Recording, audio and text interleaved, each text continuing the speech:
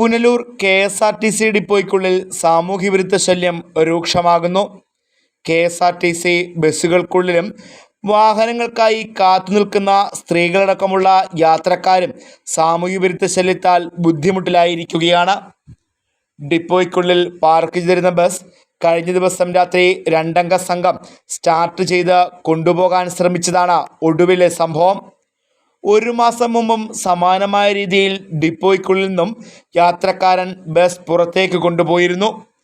നിരവധി നാളുകളായി ഡിപ്പോയ്ക്കുള്ളിൽ മദ്യപാനികളുടെയും സാമൂഹ്യവിരുദ്ധരുടെയും ശല്യം രൂക്ഷമാകുന്നുണ്ട്.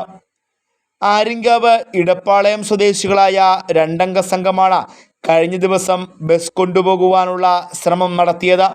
സംഭവം ശ്രദ്ധയിൽപ്പെട്ടതിൻ്റെ അടിസ്ഥാനത്തിൽ സമീപത്തുണ്ടായിരുന്ന യാത്രക്കാരും KSRTC ജീവനക്കാരും ചേർന്ന വാഹനം തടഞ്ഞു നിർത്തി ഇരുവരെയും പിടികൂടി. KSRTC ഡിപ്പോയിൽ രാത്രികാലങ്ങളിൽ പാർക്ക് ചെയ്തിരിക്കുന്ന ബസ്സുകൾക്കുള്ളിൽ യാത്രക്കാരോ മറ്റാളുകളോ പ്രവേശിക്കുവാൻ പാടുള്ളതല്ല എന്ന നിർദ്ദേശവുമുണ്ട്.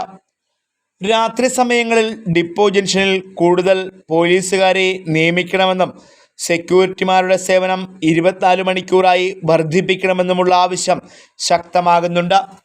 Fox TV news bureau, Punalur.